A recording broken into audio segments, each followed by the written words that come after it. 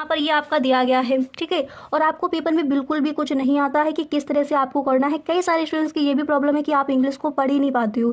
जैसे यहाँ पर लिखा है right the name of the lesson of from is the above, तो आपको ये भी पढ़ना नहीं आता है। तो करना क्या है, हेलो एवरीवन, आई एम सुगम, वेलकम बैक। तो गाइस यहाँ पर आज हम क्या देखने वाले हैं, यहाँ पर आज हम देखेंगे कि इंग्लिश के पेपर में अगर अभी तक आपने कुछ भी नहीं पढ़ा है तो बिना पढ़े इंग्लिश के पेपर में हम पास कैसे हों, ठीक है। तो यहाँ पर कुछ ऐसा यहाँ पर आपको बताया जाएगा कि अभी तक आपने इंग्लिश के पेपर में अगर कुछ भी नहीं पढ़ा है तब भी आप इंग्लिश के पेपर में अच्छे नंबर से पास हो जाओगे, अच्छे नंबर लेकर आओगे। तो बस गाइस इस वीडियो को आपको पूरा देखना है, वीडियो को आप बिल्कुल भी स्किप ना करें अगर इस बार के बोर्ड एग्जाम में आप फुल मार्क्स लाना चाहते हो, ठीक है। तो इंग्लिश के पेपर के लिए अगर आपने अभी कई सारे आपने कमेंट्स किए थे कि अभी तक हमने कुछ भी नहीं पढ़ा है तो इंग्लिश के पेपर में हम पास कैसे हैं, ऐसा कुछ बता दीजिए। एग्ज़ाम हमारा पास आ गया है तो बिल्कुल भी आप टेंशन मत लीजिए, बस इस वीडियो को आपको पूरा देखना है। यहाँ पर कुछ ऐसे टिप्स आपको दिए जाएंगे कि हर क्वेश्चन को उसी तरह से आपको वहाँ पर सॉल्व करके आना है। और यकीन मानिए इंग्लिश के पेपर में आप फेल बिल्कुल भी नहीं होगे, नंबर भी आपके अच्छे आएंगे, ठीक है। पर जो भी यहाँ पर आपको बताया जाए बस उसी के अकॉर्डिंग आपको चलना है। और गाइस वीडियो को आप बिल्कुल भी स्किप ना करें, सिर्फ ऐसे आपको लिखना है जिस तरह से यहाँ पर आपको बताया जाए। अभी तक कुछ नहीं पढ़ा हो तो फिर भी पास कैसे हो, यहाँ पर कुछ ऐसा कुछ आपको बताया जाएगा कि 100% इंग्लिश के पेपर में आप पास होकर ही आओगे, इंग्लिश के पेपर में आप फेल नहीं होगी, ठीक है। तो ऐसी ट्रिक आपको यहाँ पर दी जाएगी। तो चलिए गाइस यहाँ पर स्टार्ट कर देते हैं कि वहाँ पर ऐसा आपको क्या करना है कि इंग्लिश के पेपर में फेल होने के जो आपके चांस हैं वो बिल्कुल भी ना रहे और इंग्लिश के पेपर में आप अच्छे नंबर से पास हो जाएं, ठीक है।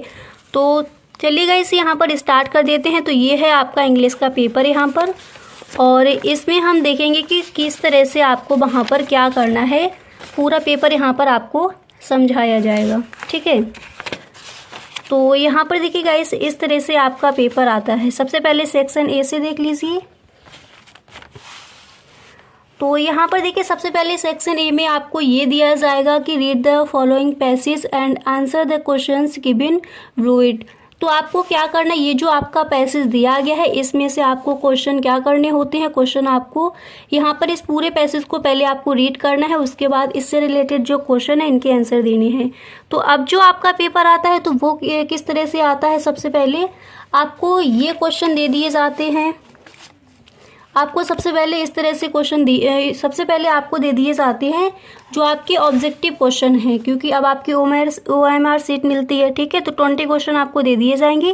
पहले जो आपके ऑब्जेक्टिव क्वेश्चन यानी जो बहुविकल्पीय प्रश्न है वो आपको दिए जाएंगे, ठीक है। तो बहुविकल्पीय प्रश्न में अब गाइस क्या हो गया कि जो आपकी OMR सीट आती है तो उसमें आपको भरना होता है।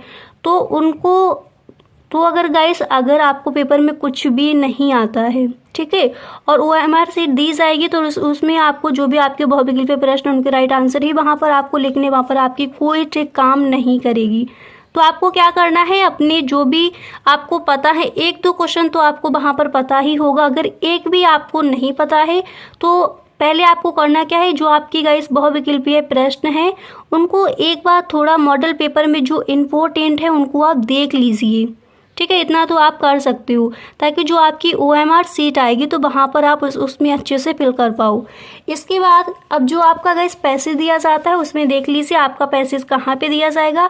तो आपको पैसेज को पढ़ना है। इसके बाद इससे रिलेटेड यहाँ पर जो क्वेश्चन दिए जाते हैं, जैसे यहाँ पर ये आपका दिया गया है, ठीक है, और आपको पेपर में बिल्कुल भी कुछ नहीं आता है कि किस तरह से आपको करना है। कई सारे स्टूडेंट्स की ये भी प्रॉब्लम है कि आप इंग्लिश को पढ़ ही नहीं पाते हो। जैसे यहाँ पर लिखा है right the name of the lesson of from is the above, तो आपको ये भी पढ़ना नहीं आता है। तो करना क्या है, यहाँ पर इसको पहले आपको देखना है।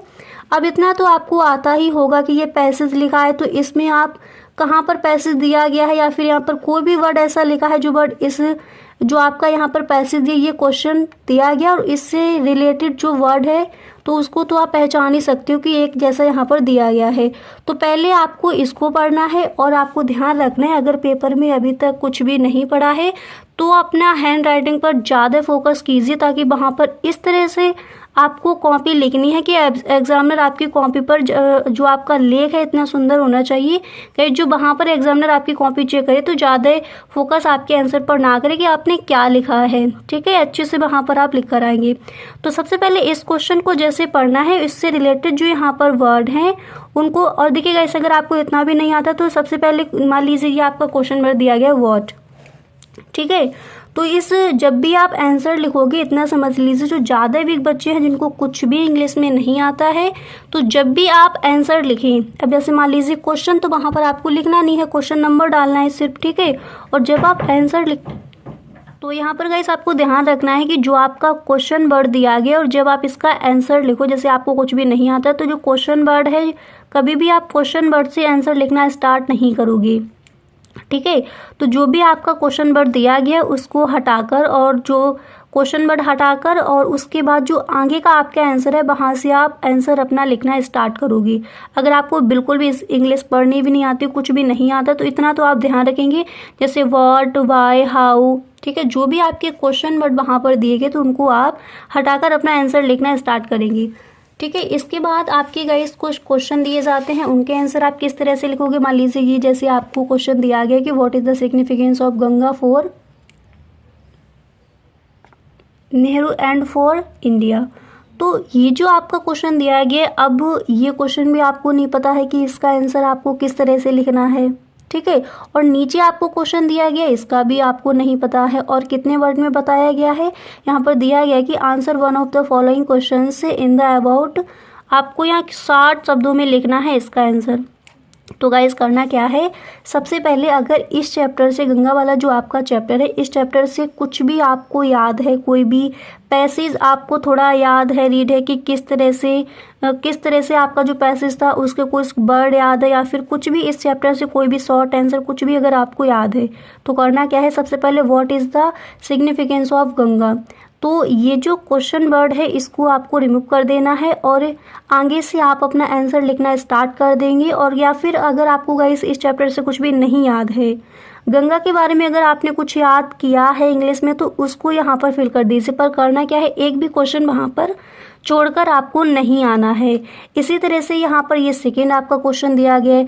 अब हु जो दिया गया है और जो व्हाट दिया गया है, यहाँ से आप अपना आंसर लिखना स्टार्ट नहीं करोगे, बी से आपको अपना आंसर लिखना स्टार्ट करना है। इसके बाद अब इसको यहाँ पर देख लीजिए, और इसके बाद गाइस जो आपका ग्रामर वाला पार्ट है उधर उसको भी हम देखेंगे किस तरह से आपको करना है। डायरेक्ट, इनडायरेक्ट और एक्टिव पैसिव नहीं आते हैं तो उनका भी आपको बताया जाएगा। Answer to the following questions in the about, अब आपको ये 25 शब्दों में लिखना है। तो why had Yama taken from the, तो जो भी आपके गाइस क्वेश्चन दिए गए हैं आपको करना क्या है, उन क्वेश्चंस में जो क्वेश्चन वर्ड हैं उनको आपको हटाना है और आगे से अपना क्वेश्चन लिखना, आंसर लिखना स्टार्ट कर देना है।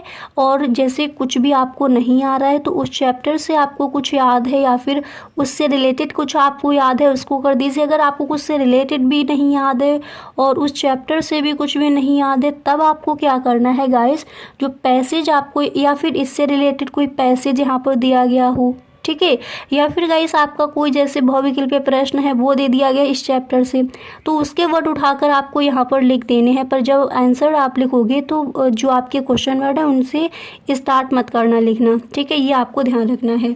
अब ये गाइस पेपर देख लीजिए, इस तरह का आपका पेपर आता है तो यहाँ पर आपको ज़्यादा समझ में आएगा क्या करना है, ठीक है। तो सबसे पहले सेक्शन ए में ये आपका दिया जाता है कि read the following passage carefully and choose the correct option to answer the questions that follow. तो आपको पहले इसको पढ़ना है, ठीक है, जो आपका पैसेज दिया गया है।